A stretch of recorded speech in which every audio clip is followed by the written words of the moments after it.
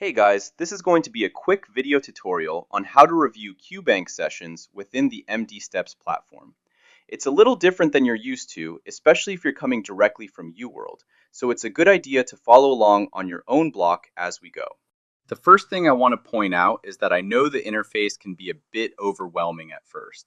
There is a lot of information to go through, and you may take one look at it and think, this is going to take me forever. But we've engineered the page to show you what you need quickly and give you the option to go into a deeper review if you need to. The first thing you'll notice is that there is a full view and a simple view.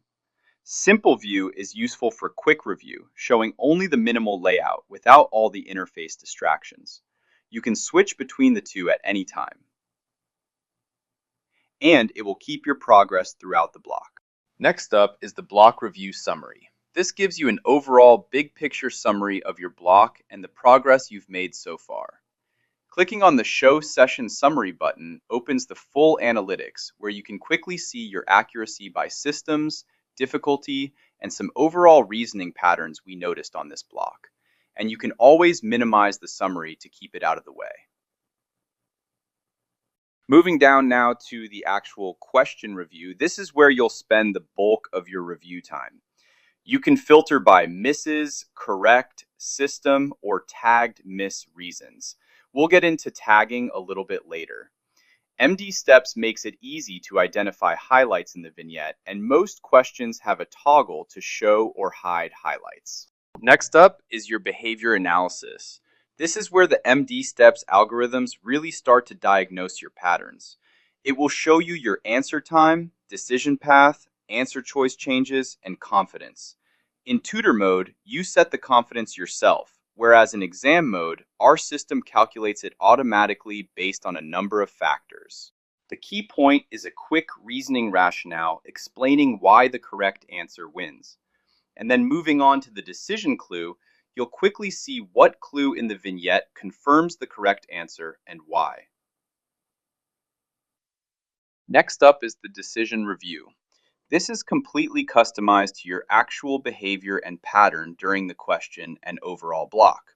It will immediately show you where the score leak is if you missed it, why you chose that particular answer, and why it fails against the vignette, and give you a quick rule to take forward with you on the next block to prevent that score leak again.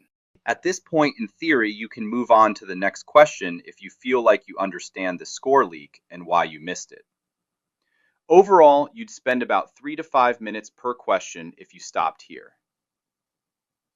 Remember earlier when I mentioned tagging your misses? This is a self-reporting feature you can use to label why you feel you missed the question and add an optional internal note for yourself. You can also save the question to a list and build blocks from your saved questions later on. And then we have the guided review. This is a quick 60-second review flow that's guided exactly the way I would go through questions with students during a tutoring session. It will ask you a few questions to answer in your head and then walk you through the explanation. And lastly, we have our signature depth on demand layers that allow you to go into a deeper review if you need it. These depth on demand layers provide detailed analysis, reasoning walkthroughs, and the full clinical rationales for each question. The Compare Choices panel walks you through the question, literally line by line, and shows you the thinking you should have had along the way. It forces you to read the question exactly the way the writer wrote it. The step-by-step reasoning panel provides you with a full clinical walkthrough of the question, signals versus noise, a walkthrough of the mechanism the question is testing, and some rules to keep in mind when you come across similar questions on an NBME or when you sit for your exam. And then finally, the clinical rationales. These are full, highlightable rationales and include medical visuals, schematics, and our signature elimination grid. Our clinical rationales are usually broken into 2 distinct sections. The first explaining the medicine, physiopathology, diagnosis, or management step, and the second explaining why it either fits or fails against this particular question. All right, guys, well, that's pretty much the full walkthrough on how to review questions within the MDSteps platform. I hope you found this useful, and I encourage you to watch some of the other tutorials we have. It's important to note that one QBank block is just a piece of the bigger reasoning behind your testing patterns, and every block you do feeds into our algorithms to build your full reasonometry profile.